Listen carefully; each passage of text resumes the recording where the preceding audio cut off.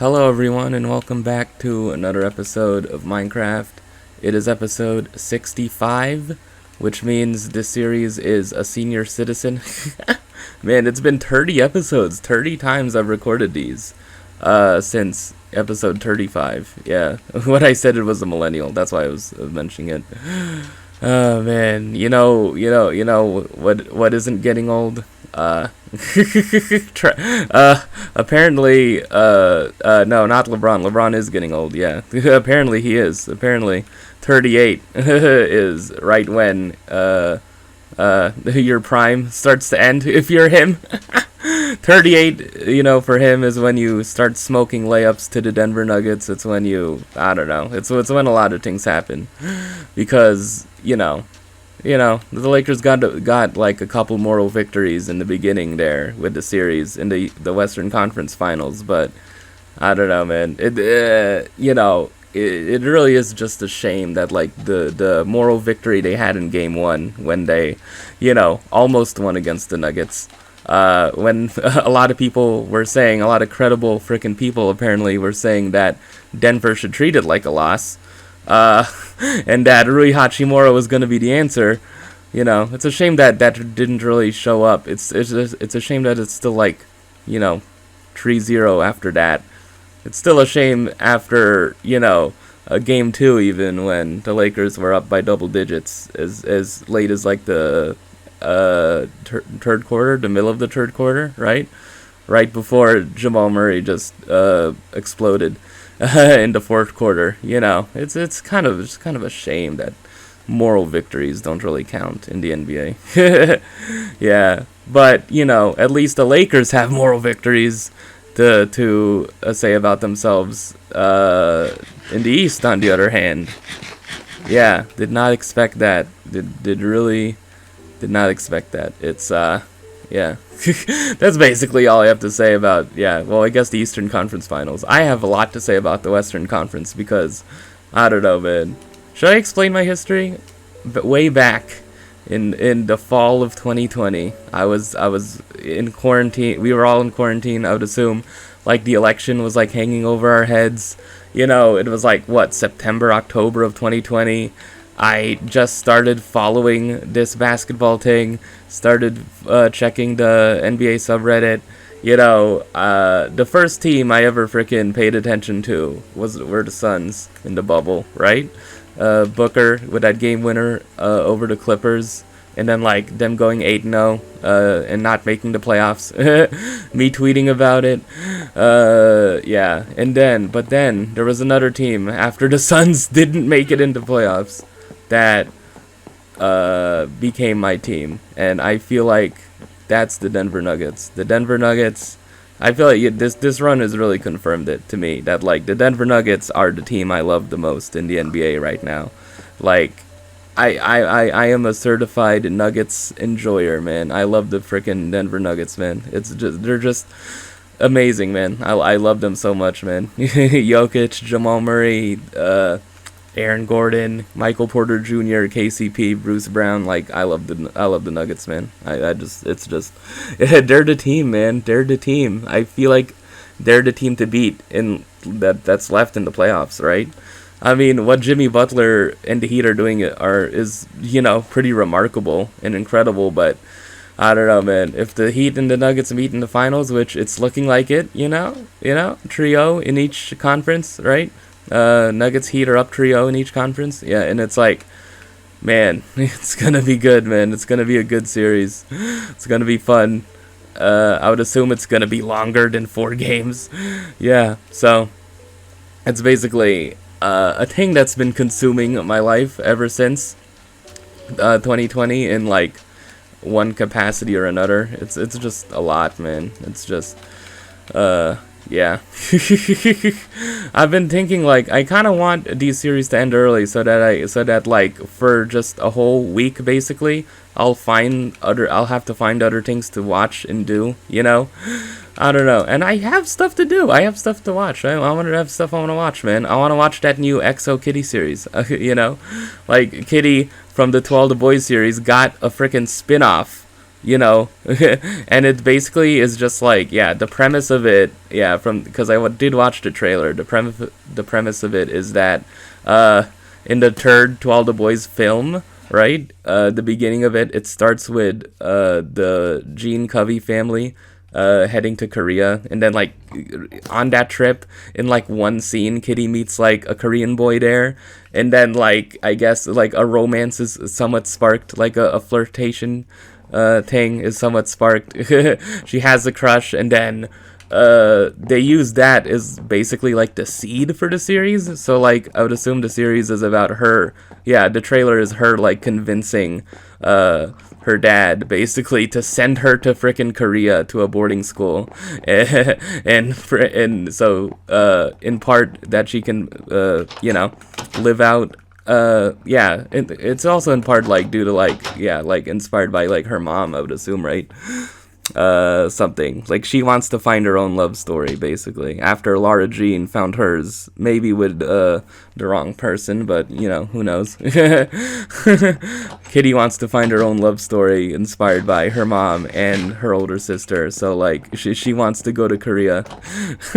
And I assume that's basically what it's gonna be, so yeah, I'm excited for that. Hopefully I'll watch it. Yeah, it really is a thing that I've said. I've been thinking about it. Like, if the Nuggets win a championship this year, I feel like so much pressure will be off me. I feel like, dude, I am not gonna be that inclined to follow the NBA with as much like with as much like fervor as I do now. I don't know. It's just.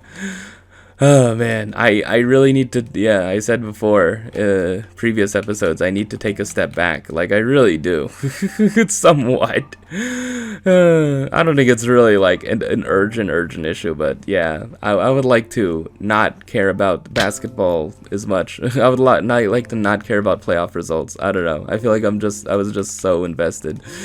I don't need to be anymore, man. I need to take a step back. I need to maybe get back into the other thing. In that other thing, yeah, Chantel Cameron and Katie Taylor had a fight. Katie Taylor was originally going to fight Amanda Serrano in a rematch because they fought last year at MSG, and a lot of people regarded it as like one of the best fights of the year and like one of the biggest like events of that year in 2022. So yeah, Katie Taylor and Amanda Serrano were supposed to fight again, but in Amanda Serrano's like previous fight with this woman Erica Cruz, which was like for an undisputed title at like I guess I can't assume the weight class. Maybe I'll flash it up if I find it out. Yeah, they fought for undisputed titles, yeah, and then Serrano beat her, right?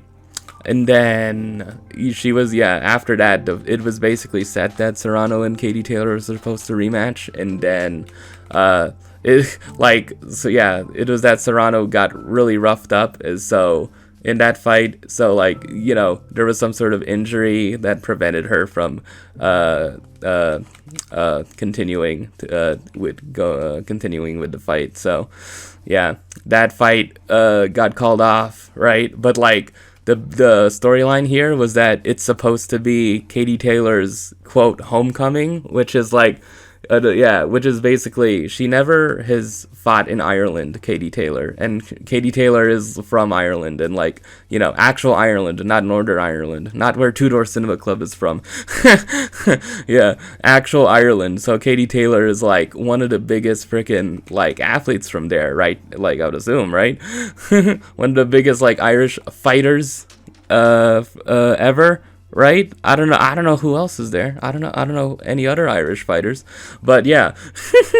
I mean, Irish Mickey Ward, but like, that's just his nickname. I mean, Mickey Ward is from freaking Lowell, Massachusetts, where Freddie Roach is also from. So yeah.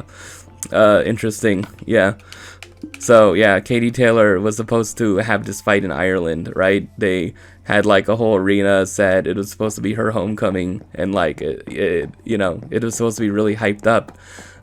So Serrano pulled out of the fight, and then they were looking for an opponent, and then Chantel Cameron, after that announcement was made that that Serrano wouldn't be the opponent, Chantel Cameron was immediately like, I wanna have this fight.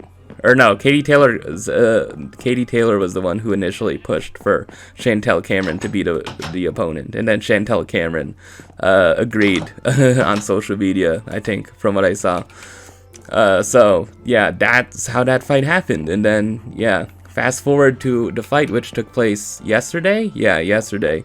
Chantel Cameron and Katie Taylor had a really exciting fight. I watched the highlights. It was really fun. I should really watch more women's boxing, man. I really should.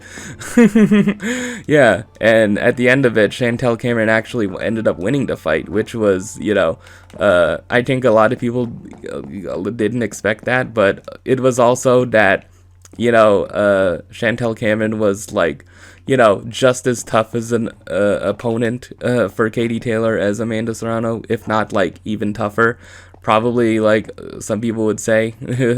So yeah, Chantel Cameron won against Katie Taylor, and Katie Taylor has lost professionally for the first time. So yeah, that's basically that fight. Yeah, and yeah, I guess I could talk about the other fight that happened. Yeah.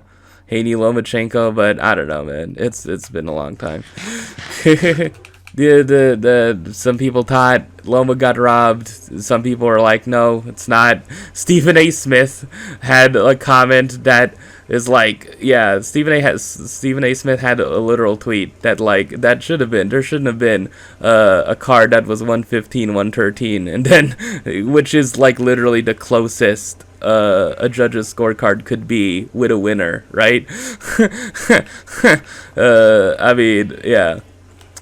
I don't know, man. Yeah, and Damian Lillard had like the take that like a lot of people, some people felt is like, yeah, no, this is the correct take. It seems that a lot of boxers who watched a fight, like active fighters, was it? Oh yeah, Terrence Crawford or like Oscar De La Hoya isn't active, but Oscar thinks that Loma won the fight. There's a bunch of fighters who think Loma won the fight. Yeah, and yeah, Loma and Devin Haney. Yeah, it was apparently I didn't watch any highlights at this point, so yeah, apparently it was a really close fight. So yeah, and a lot of people felt that Loma got robbed, but it's weird that people constantly throw that around when close fights happen, right? I don't know. Yeah, it's old thing. There were some like judges scorecards that like gave rounds to Lomachenko where it was clear that like he did, or no, that gave rounds to Devin Haney where it was clear that he didn't win the round apparently. But I don't know, man. I don't know. I'm just explaining these things. I didn't watch the fight. Like, why am I doing this, man? Why am I doing this? Oh man, yeah. This is the state of me. This is a thing I lost because of the pandemic. I traded in freaking being into one thing for another. I don't know. I'm trying to get my knowledge about boxing back, but I don't know. I say I'm trying, but like, am I really trying though? I don't know, man. Yeah.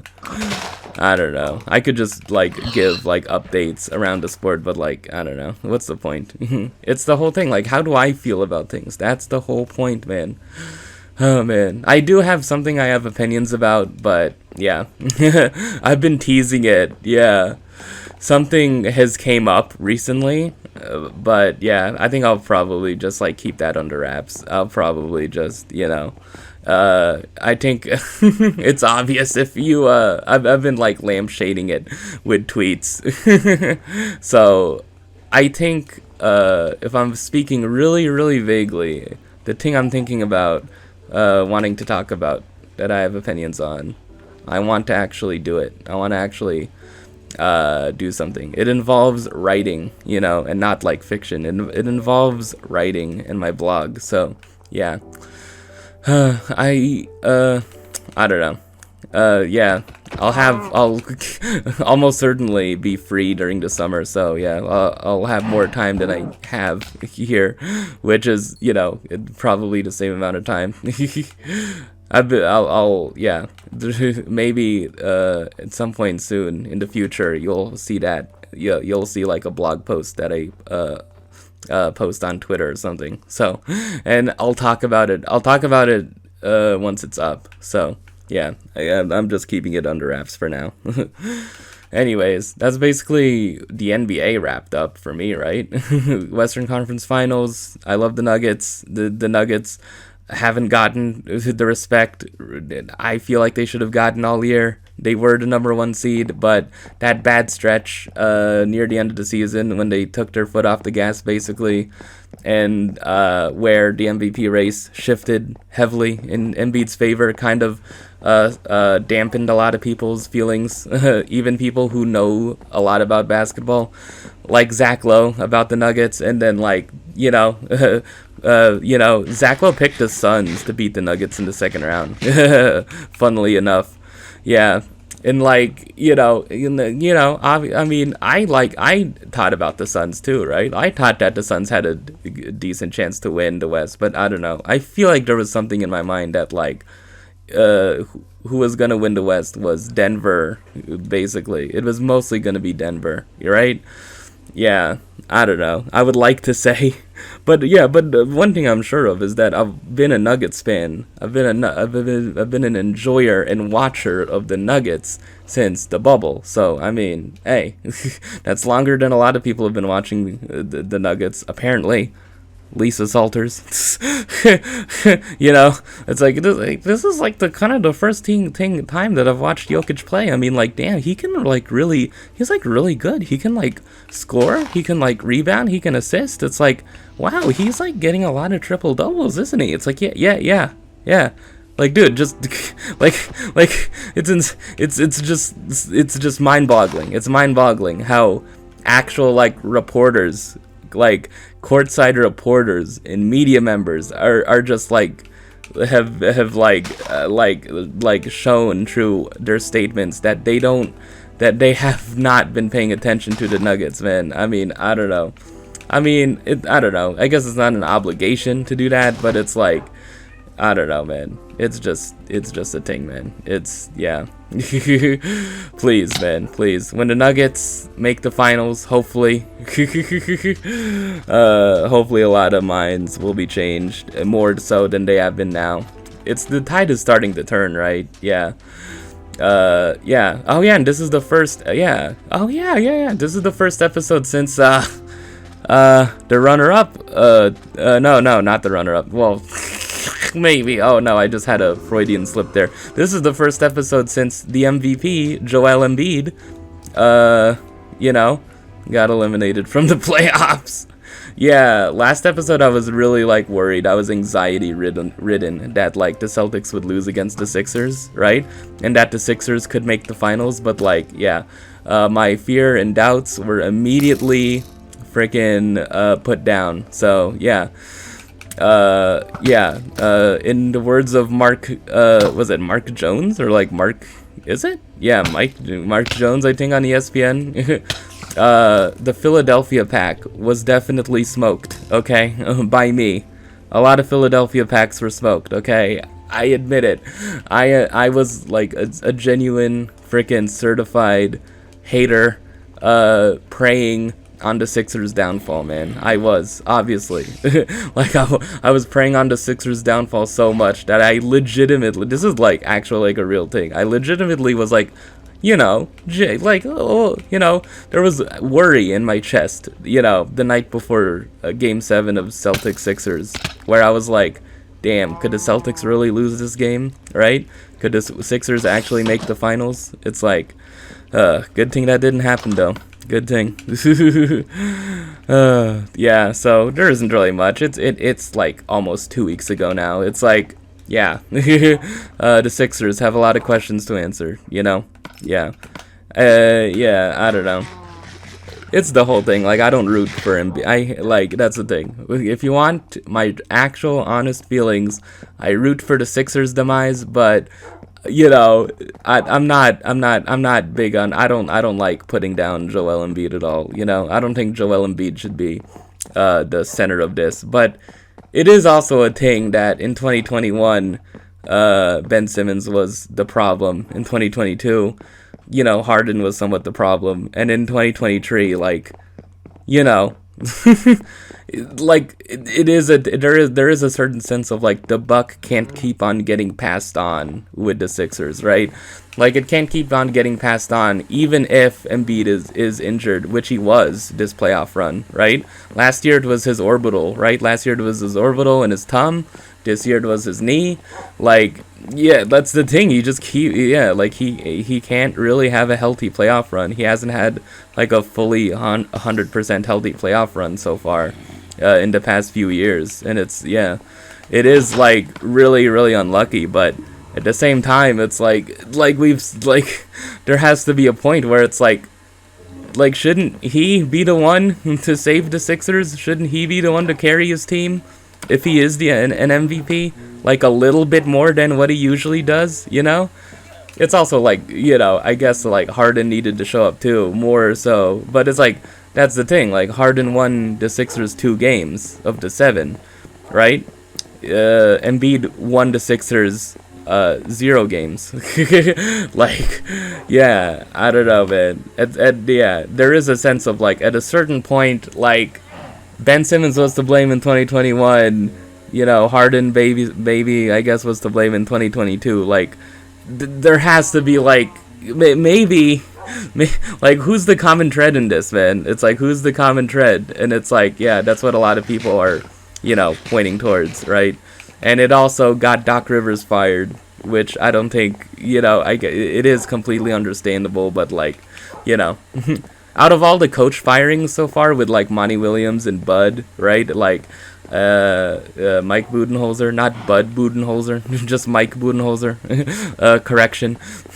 Yeah, with him and Monty Williams and Nick Nurse. It seems that Doc Rivers firing was like maybe made the most sense. It's still, but it is also that it is not Doc's fault, really, that Harden didn't show up for Game 7. It's not really Doc's fault that Joel Embiid also didn't really show up for the Sixers. That's the thing, right? If you watch that game, like in the third quarter, starting in the third quarter, like the Sixers kind of broke. The Sixers kind of just absolutely like laid down and just couldn't recover. So, yeah. It is, and like right now the same thing is happening to the Celtics against the Heat, right? The Celtics have kind of been broken by Jimmy Butler in a sense. Maybe they could come back. I hope there's like, I don't know. Yeah, I mean if there are more games than like these 4, I mean it's probably not. I don't know. At least in the East, probably not really interested in watching them. In probably, I'm gonna be free basically, right? Yeah, I would assume. Yeah, the time I will really be free is after the finals. Once I see Denver win that championship and Jokic win a championship, all of them, it'll be great, man. It'll be great, hopefully. But I'm kind of jinxing it right now. Yeah, I mean, I did say that I was worried. Yeah, I don't know. Maybe I would just worry too much, man. Maybe it's just my issue. Yeah, so that's basically the storylines that have gotten around. Oh, yeah, the whole thing. What is the process, man? What is it? Joel Embiid is the process. There's a lot to think about. Yeah, you know what? A thing I've learned? You know what a thing I've learned? I learned that like a sports writer of Filipino descent, Pablo Torre, who like is someone who like wrote for Sports Illustrated and wrote for ESPN magazine, I think. Yeah, that guy, Pablo Torre, was the person or like one of the first people to coin the phrase "trust the process." So like. Yeah, I have no idea why he did that. I have no idea if he is a Sixers fan or not, but apparently he was like someone who was like supportive of that, Yeah, and again, like a refresher, like the process is a thing that was started in 2012, right? No, 2013, when this guy called Sam Hinkie got hired as the GM of the Sixers. And like, long story short, they wanted to tank and be really bad to get draft picks, and then the draft picks ended up being a guy called Markelle Fultz who had like a nerve issue, didn't pan out, and Ben Simmons, who got ran out of frickin' Philly and maybe didn't want to play for Philly after 2021. Two number one picks, 2016 and 2017, right? Yeah. So yeah. Yeah, so basically there's a whole there's a whole video on like Markel Fultz if you're interested. Yeah, I might link it. I don't know. I'm saying all these things I might do. Yeah. Like I might freaking stop being obsessed with freaking basketball so much. It's like, yes, yeah. Maybe, man. I don't know. Maybe I'll try like outlining a book rather than just like, not and being like extremely messy. Maybe, it's all just a bunch of maybes, man. Maybe I'll get into MJ Lenderman. Oh man, anything music wise, yeah. I keep on forgetting, man. Yeah, I keep on just forgetting like a bunch of stuff. Yeah, I'm listening to Motion City Soundtrack, the album Commit This to Memory.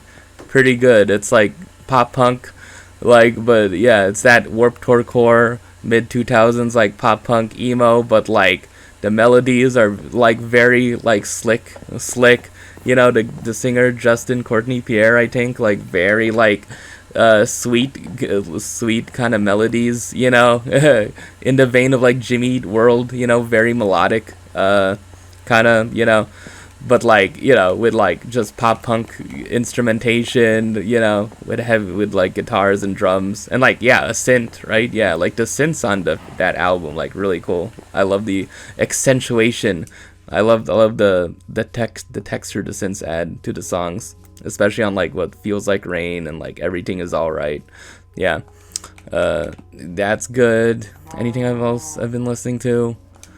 I'm like digging through like a bunch of YouTube channels. Yeah, because I don't know, I might I don't know, I've just been digging through a bunch of YouTube channels for like songs, I guess.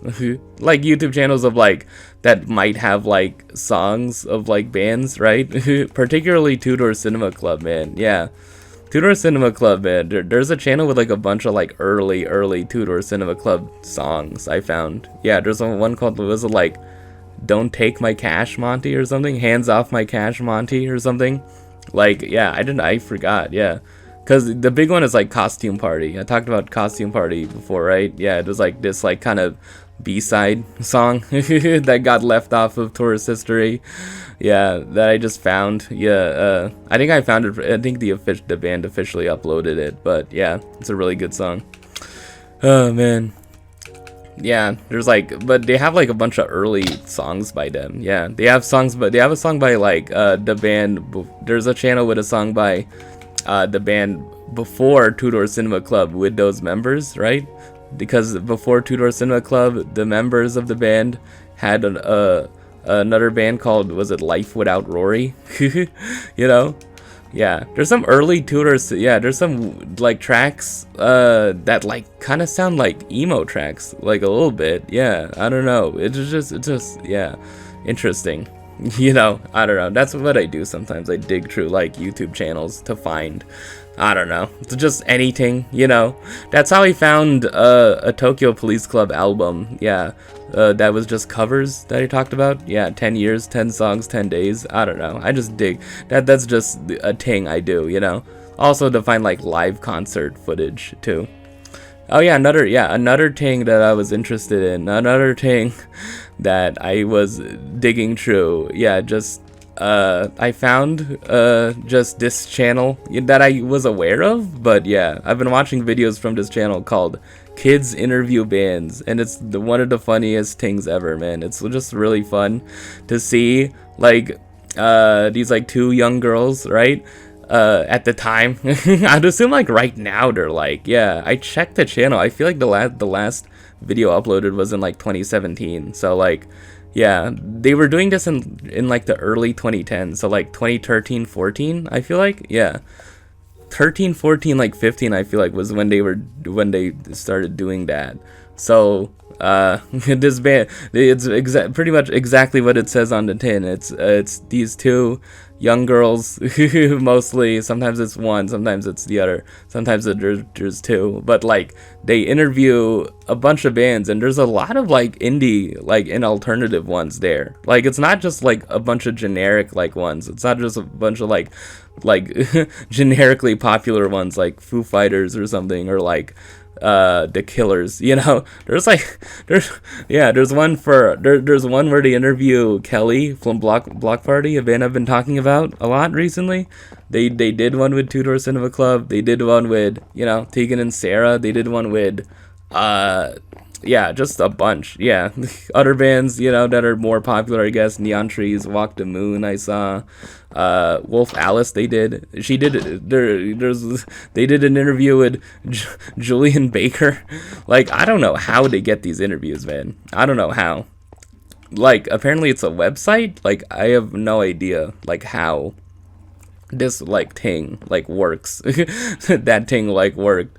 But yeah, it's just kids interviewing bands, and like they're just, you know, interesting. I don't know, I like it because it really is a thing where like it really is a thing where, you know, I've said before that like I feel like most like artists and bands don't like getting interviewed, but the fact that it's a kid interviewing them makes it like, you know, a bit more authentic, you know, I guess, from like what they say, what the artists and bands in question say, you know. It's also that the questions are, you know, kind of, you know, not that serious, to be honest, right? They're not asking the bands about like their music influences and stuff that could be hard to answer. It's just like what one question asked to Julian Baker was like, what's something you always take off a sandwich or something. I think like one question asked to Tegan and Sarah was like, yeah, they asked like Sarah if she can like jump rope or something. I don't know, and she actually did it. It's like, I don't know, man. There's like, yeah, I don't know. It's just cool, man. It's just cool to see like, just like a nice like wholesome kind of thing like that, you know, where, you know, mostly like these people are just, these bands and artists are being really just genuine and authentic with these kids, you know, just actually like answering these questions, and it you know, pretty much just not being awkward at all, right? And it just being like fun, you know. They're like mostly short videos, yeah. So yeah, I guess that's a channel I guess to check out if you're interested in bands being interviewed, or just yeah, but like not about anything deep, you know, just yeah, basically just those things. Just mostly unserious things, you know, silly interviews, yeah. Like those, like the L kind of song, so yeah, like song association, or like what's in my bag, or like, I don't know. I feel like the kids interview bands thing is like way better than those. I don't know. I never really understood the point in like the what's in my bag interviews, or like features. I don't know. It's weird. Or like the GQ, like 10 things this person who's popular and famous can't live without. It's like, what do you, like, I don't know, man. I kind of would be interested if someone, yeah, I've been taught about this before. Like, I kind of would be interested if someone just did one of those and just picked the most boring ass items. It's like, hey, what's up, guys? I am Antidote Alarm, and this is 10 things I can't live without. And then like the freaking corny music plays, and it's like, number 1. Yeah, I can't literally live without my glasses, because, like, I need them to see.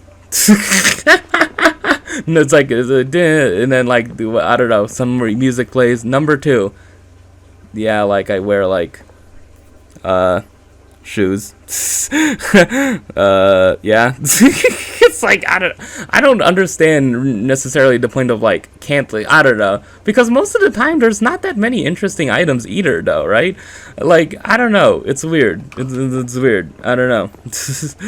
Yeah, I don't know, these weird like gimmicky ass interviews of like, I don't know.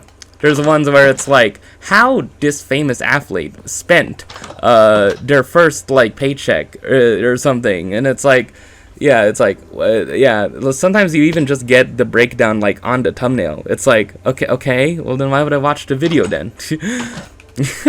I don't know, man. I don't know. It's weird. I don't get the point. I also don't get the point of what's in my bag. It's like, gee, what can be in your bag? Your phone.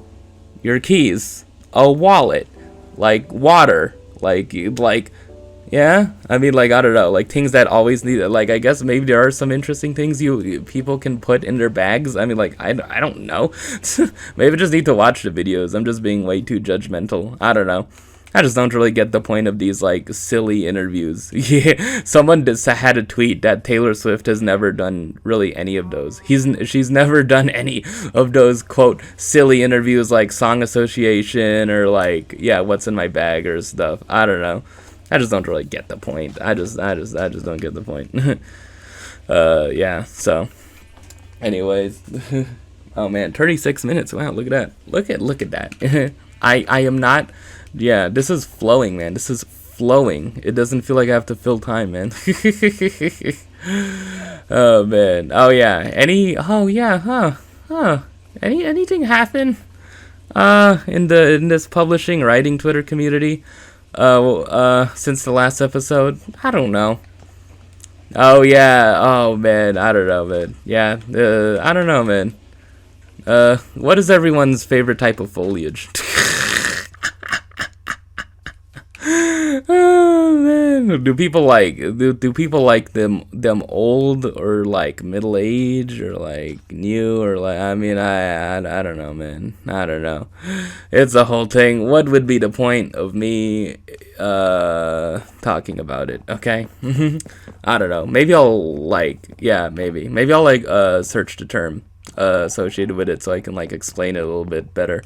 Yeah, so anyways, let me just head now to this Twitter segment, and hopefully no mob tries to take me off the spot like last episode.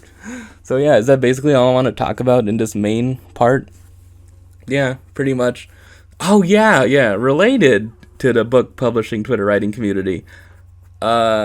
Something interesting has happened recently. I got an email. I'm just gonna leave it at that, man. Hey, you know, if anyone likes free things, yeah, good thing. You know, this is a good thing. I don't know, man. I may be just being vague as my humor. Anyways, any like last minute things? Last minute music? The Naked and Famous have a 4th album, actually, yeah, called A Still Heart, which is basically, there's like 2 somewhat original songs on there, but like, it's mostly stripped down versions of their songs from their previous albums. So there's like stripped down versions of, Young Blood, Punching in a Dream, Higher, No Way, Girls Like You. I don't know. I enjoy it, man. I was listening to it, like, I think I started listening to it, like, a month ago, like, on and off, you know? I listened to, like, a few songs one session, one time, then listened to a few other songs. I don't know. I like it, and I really like the idea that, like, this band that, you know, their bread and butter is making, like, anthemic kind of, you know, electro-pop tinged indie rock, right? Can also like tone it down and like not use like really synths and like just make the songs mostly acoustic, right? Yeah, the first song in that is called A Still Heart, which is basically the song Hearts Like Ours for like 98% of the time, and like for the last like few seconds of the song, there's a song on the opening song on In Rolling Waves. Their second album is called A Stillness. And they just took the line, like, if we could be still, and just planted that, like, at the end of it. It's a really, I don't know. I kind of like the vibe of it, you know. I kind of like the vibe. I kind of like, I guess, Alyssa Zialit's, like, more kind of mellowed out singing, you know. I don't know. It's cool, man. I don't know. The Naked and Famous, man. Maybe I could, like, I don't know, write something about them or talk about them in depth like I did with Vlog Party, but I don't know, man. Yeah, I was thinking, I said that, right, that I might do like a 15-year anniversary piece on intimacy. I don't know, man. Yeah, something. Returning to my blog is a thing I've been thinking about. That should be the bottom line, I guess. Okay, I guess. yeah, so I guess that's another album I wanted to shout out. I will listen to this new Daughter album that came out at some point in time. Yeah, I guess that's basically it. So anyway, the Twitter segment, let's freaking step into it right now. Okay, so I am on my main feed. I should like mention whether I like switch onto feeds, because I feel like it's obvious that I'm reading tweets from a certain type of feed versus another. So yeah, I have a Lakers fan tweet here. I really hope we extend the series tomorrow. A team that has battled and climbed back all season from what looked like insurmountable conditions. Would love to at least push this back to Denver for one more. Disagree. A boxing tweet. What's getting lost among the controversy is that a 35-year-old blown up featherweight gave an undefeated crunch down welterweight in his physical prime all he could handle. Even in defeat, Loma once again proved he's a special generational talent. Yeah. That's a thing too. It's interesting how like the narrative, on Lomachenko, because if you didn't know that, Lomachenko was seen as like one of the I don't know if like scary is the term, but like one of like the most skilled like fighters like ever, right?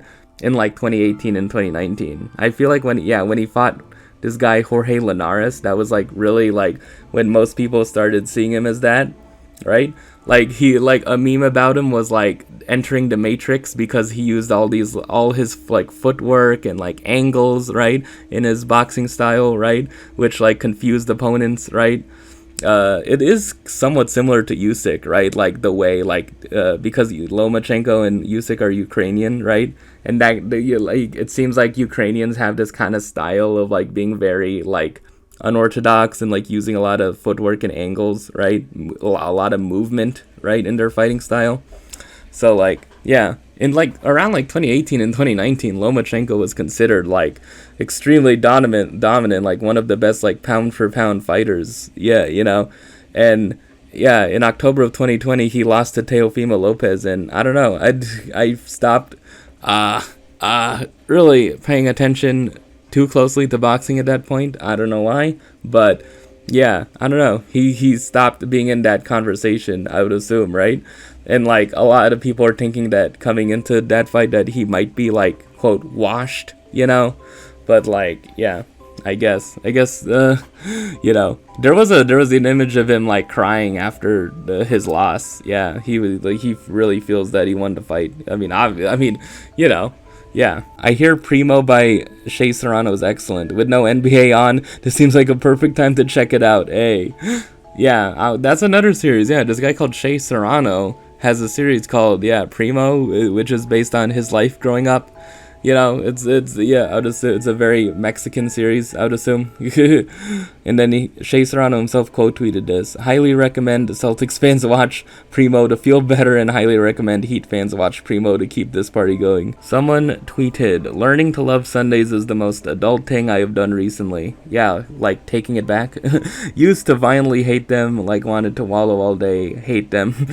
But they're so cute. A lion, a little walk, maybe a market or two, a few cheeky 5 p.m. drinks. Don't mind if I do. Wholesome. Nobody wants to read AI written books, AI written shows, AI written films, or see AI created art, because art is about trying to distill the impossible experience of being human on this sad little planet, and AI can eat all of our work, but we'll never understand that. Pay writers fairly and leave us the hell alone, please. We work best that way. Yeah, pretty much. There's this new like service that is like billed as like work a project where is billed as like AI helping writers like write their novels, and they said, the creators of it said that they worked with actual novelists on it. Like, I don't know, man. It's a whole thing, AI and writing. It's been getting more intense, with a lot of developments, but I don't know. The most I've ever done is had ChatGPT write sections of a story that was loosely based on Nana, okay? That's basically the anime. So, like, yeah. I actually did like finish it. Gave it a conclusion. I told the AI Chat GPT to conclude it, and then I started a new one.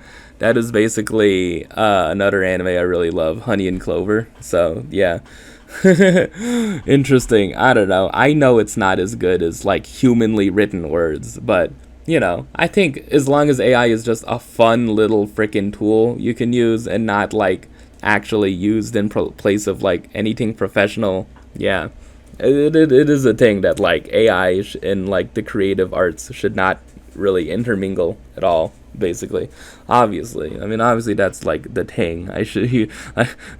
That's obvious, right? Here's the tweet. Here's the tweet I was talking about. Here's the tweet I was talking about. The one and only Stephen A. Smith said, "That's a BS decision. Haney may have won, but it was barely. There should not have been a 116-112 score or a 115-113 call. It was that close." And it's like, there should not have been the closest margin on a ref scorecard, on a judge's scorecard. There should not have been literally like the closest margin you could have.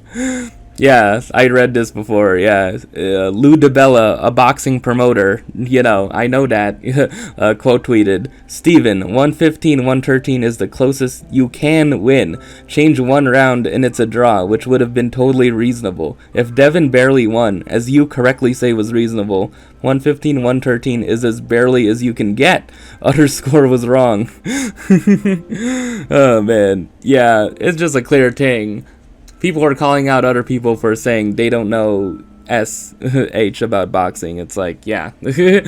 I don't know, man. Yeah, you just tune it out when Stephen A. Smith starts talking about boxing. When, like, a lot of people start talking about it, I guess. But I guess it is kind of hypocritical for me because, like, me talking about basketball is kind of like Stephen A. Smith talking about boxing, I don't know. I feel like I feel like maybe in 2020, maybe in like October of 2020, but I don't know, man. I know stuff now. I know what a pick and roll is.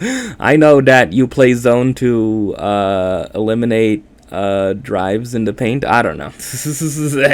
Maybe not. Yeah.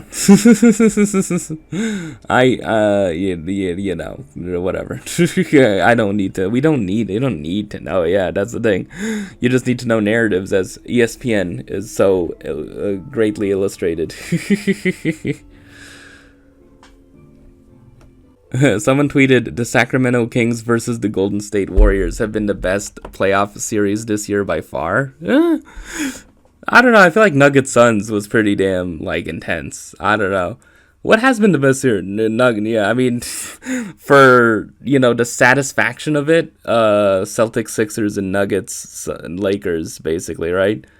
I mean, like, as a series, like Celtics Sixers Game 7 was, like, really the extremely, extremely satisfying moment. But Nuggets Lakers has been satisfying from Game 1 to Game 3, like, equally, like, increasingly. So, yeah, I feel like Nuggets Lakers is, like, the series so far of the playoffs where, like, doubt is becoming erased, Do I need to go into even more of, like, how the Nuggets were disrespected? Like, there was a time when, like, the Lakers, like, newly off that trade for with Russell Westbrook for D'Lo and, D'Lo, by the way, D'Angelo Russell, the guy who first did the pointing his fingers. I'm doing it right now, pointing his fingers, extending his arm, pointing it to his veins thing. That the guy who did that, not playing well for the Lakers. Lakers fans have opinions on that. But there was a time newly off that trade when, there was a segment on a show called NBA Today where a panel of reporters basically, were asked if the Lakers were to make the 8th seed and they faced the Nuggets in the first round, would the Lakers beat the Nuggets? And 4 people were on that panel. 4 people raised their hands. I mean, yeah, it is a whole thing, right? That, like, there's been pushback to, like, Michael Malone, the coach of the Nuggets, like, pushing a bunch of narratives because he's had some like quotes and where he's been like, no one you like all people want to talk about is the Lakers, man. We're gonna go up 2-0. Put that in your pipe and smoke it, or something. Like and then like people the vibe around the Denver Nuggets and people and fans of theirs is like, we haven't been given respect, man. It's like, yeah, it's like, and like the expectation that the Nuggets and their fans should be graceful winners, it's like, no, like, why should they be, man? Dude, come on, man. If they win like tomorrow, if they win tomorrow, man, it's like, dude, it'll just be extremely satisfying, man. They do not need to be gracious at all, man. Like, come on. It's their first time ever making an NBA Finals, it would be, right? It's like, come on, man. We need to stop gatekeeping this, man. Stop. Please, man. Just, please. Just, please. Oh, the whole thing. Obviously, like, the Nuggets, like, they have proved it with their play that they they deserve to be respected and, like, taken seriously, This whole thing has been the whole thing. I feel like, yeah, a lot of people, after the Embiid thing and the Sixers thing, are instantly like, yeah, maybe we should have given the MVP to Jokic, right? A lot of people have been saying that it was a glorious day for Nuggets fans and Jokic fans, seeing Embiid collapse like that, or no, the Sixers collapse like that, in part due to Embiid. But it's like, yeah, I don't know. Just the bottom line, man. The Nuggets kind of have been disrespected, legitimately. They have a legitimate reason to feel slighted, their fans do. It's like, come on, it's fine. Stop freaking critiquing the things Michael Malone is saying and calling him like whiny. It's like, come on, just it's not. It's like, come on. Like, yeah. Oh, man, just even more NBA talk when I'm supposed to, like, move on from it. I don't know, man. There just isn't that much, like, other stuff, man. I'll try to find more. If you want a specific if you want a specific explanation on what this drama was, yeah, I guess I'll just, like, I guess. A tweet that somewhat explains it. Writers, if you are wondering what happened, New Leaf Literary, a literary agency with agents, dropped a bunch of writers via email, some of whom were even mid-contract negotiation for book deals, and apparently they have done this before. I always thought this was an amazing agency, shocked and appalled. Yeah, this was a thing that, like, left reverberations into space, and, like, yeah, it's already been a thing that, like, there's been a lot of, like, writers on Twitter who have been like talking more and more about the systemic, like, problems with publishing, and, like, pointing towards, and, like, venting frustrations towards, like, agents, right, as, like, a part of that, right? And, like, yeah, that's the thing, like, I fully understand that, yeah, like, I feel like it is basically true, like, all of the things these people are saying, that, like, publishing systemically has some deep freaking issues and flaws, right? And, like, there are some agents that don't freaking see that, or, like, try to, ignore that, and, like, and it annoys, like, querying writers who, like, feel like they pour their heart and soul into these, like, books that they query, and, like, getting rejections can, like, hurt real bad, right? Especially when, like agents don't seem to, like, understand the struggles of these querying writers in these people's in their eyes, right? It's a whole thing, man. I don't know. Again, yeah, I feel like my stance, I feel like, is that I agree. I'm basically on the side of, like, most of these people, but I don't know. I guess I'm just not that involved from a tweeting perspective in this community, but I am, like, writing books and, like, trying to query. So I mean, yeah, that's why I feel like like, I can talk about this, and, like, it is a thing that interests me. So that is why I'm talking about this. The agent in question that got, like, dropped from New Leaf suddenly, yeah, Jordan Hammersley, and she, like, put out a statement, and the statement says, "Thank you to everyone who has reached out these past few days following my sudden and unexpected departure from New Leaf Literary and Media. It was not my choice to leave.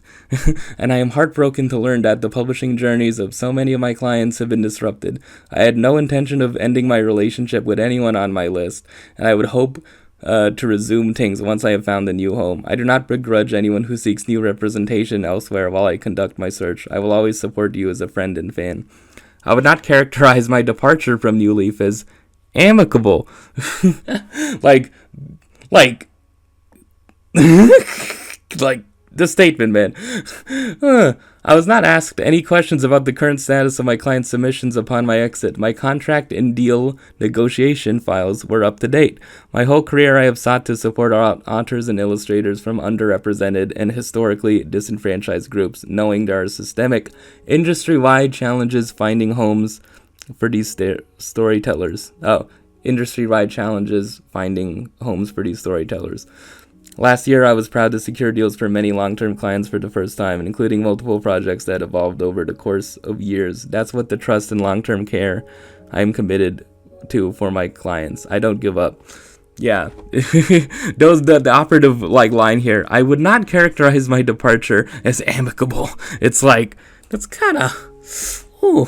Yeah, basically. Yeah, and I just searched the term up on Twitter, and there's there's a bunch of people sharing their opinions. Yeah, to the people who got dropped, and people giving advice on how to find a new agent, because that is a thing that there are there are many cases of queering writers who get an agent and find out that they can't sell a book, or it's not the right fit, and then they decide to part ways, and then they have to get another agent. It's a whole thing. Or mid-career changing agents. That's the whole thing. It's just interesting stuff to me, as I am interested in this space. There's someone who shared their experiences with New Leaf. Yeah. People sharing how it's kind of, This, I feel like the vibe, the gist of what I'm getting at is that, this agency has seemed reputable, but this incident has kind of shaken a bunch of trust in the agency. I don't know, thinking about my friends who were dropped from New Leaf for literally asking their agent a question. This agency is a corporate institution that mostly cares about its big name clients / is less about building careers from the ground up. Do with that what you will. That's basically the situation, right? Yeah. So yeah, basically. I don't know, do I have any concluding thoughts on it? Yeah, I would assume there's gonna be a lot more the situations where the systemic issues within publishing are gonna be called out, right, that I might or might not be interested in talking about. So yeah, I guess watch out for just more times where I talk about it, okay? Because it can't all be NBA talk, man. Because when the Nuggets win the championship, oh man. I just want to talk about it less, man. I just do not want it to consume me, okay? So, someone tweeted, at this point, there's no excuse for movies / shows and books to mention Harry Potter. No matter what awesome marginalized rep you might also have in the media, it doesn't make up for giving a hateful transphobe more visibility. But it does make trans readers / viewers feel unsafe and disrespected. Yeah, I had a tweet. Yeah, I didn't talk about this. I had a tweet a little while back, where I was basically thinking about this, and I'm like, yeah, if there's a lot of Harry Potter references in a bunch of media, I guess in general, but in YA books in particular, especially contemporary ones, in Becky Albertalli, right, books, right, and a lot of others, in Felix Ever After. Yeah, I tweeted about this in Felix Ever After, that the Harry Potter books are mentioned and referenced, in Felix Ever After, and it is a book about a trans, boy, learning his identity, right?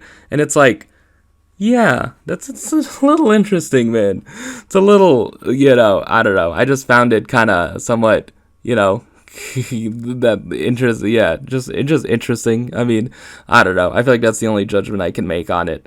But like it is a thing that like with J.K. Rowling being just inseparable from Harry Potter, it's like, yeah, I don't know. I feel like it's becoming harder and harder to just generally state like your enjoyment of Harry Potter, or like put it as use it as a reference, you know. Which is why especially in like YA, which is why I speculated that like, since like there's a new younger generation of writers coming in, obviously, right? I'm seeing like, you know, a few of this generation, as in like born in like the mid 90s and like sooner, right? At least like get book deals and stuff. I'm seeing, as I've seen a couple that like that's the generation who grew up like reading the Hunger Games as like teenagers, right? Like that's the generation. So like I just kind of speculated maybe like a series like the Hunger Games would, you know, replace Harry Potter as like the de facto like cultural touchstone reference, if you want to reference like a book series, you know. I don't know. There are other. I mean, that's my thing. Like, I feel like for YA in particular, like, what would be it, man? Like, what would be it? Like I don't know. Like, if you're not gonna like use Harry Potter, I don't know. It's the whole thing. Yeah, I feel like it also in general, like besides the J.K. Rowling stuff, it is. I just feel it's somewhat overplayed, you know. Like, what Hogwarts house are you and stuff like that, and like, yeah, I feel like somewhat becoming like, yeah, too much. You know. But I don't know. It's a whole thing, man. I don't know. So, yeah, speaking of like cultural touchstones, yeah, in YA that came out, that were popular around the early 2010s, that is a thing related to that secret thing I'm covering up. But yeah. Anyways, is that basically all I wanted to say? Are there any more tweets? I'm like, I already moved the microphone. I already moved the freaking microphone, man. Yeah, I would just, my freaking feed is just NBA stuff, man. It really is. Inside the NBA watching Courage the Cowardly Dog. Chuck, if that's me, I'm not returning the slab. That's my slab. I earned that. Shaq, like you earned them rings, Chuck? Come on now. Stop it. Kenny, they say he's cowardly, but the hound shows a lot of heart. It inspires confidence. Really bad impressions, but you know. I could give my Doc Rivers impression again, but I mean. Oh, man. You know, really. Yeah, the RDC World video probably has a better impression. He's just like, Can I please see the stats of 10-time All-Star James Harden? let me see the stats of MVP Joel Embiid. 15 points. No. Stop playing with me. Show me the real stats. It's like, oh man, oh my god, dude. Yeah, you know, is Harden gonna go to Houston? Man, oh wow, look at that. I don't know, man. It's the whole thing. Should he? I feel like he should. Oh yeah. Oh my god, the last big freaking NBA thing. I promise. The Spurs are most likely getting Wembanyama, the guy, the generational freaking talent, the generational prospect. Yes, the Spurs are gonna get him. Greg Popovich is gonna coach for like 10 more years. It's a whole thing. Really good system. If you didn't know, the Spurs won like 5 titles. 1999, 03, 05, 07, 2014. Yeah, there you go. See, I know SH about basketball. See, look, I wasn't just freaking playing, man. I don't know. I don't know. It's pretty easy to know. Like, yeah. It's pretty easy to look up. So, yeah. Anyways. Oh man, it was an action-packed episode. A lot of stuff happened. Yeah, I keep on having things I leave out though. So I don't know. I guess it's good to just have stuff I push out. So I don't know. Should I leave like a hook? That like maybe I'll talk about something in the next episode. Yeah, I don't know. I guess it'll just like I'll just roll it along, you know.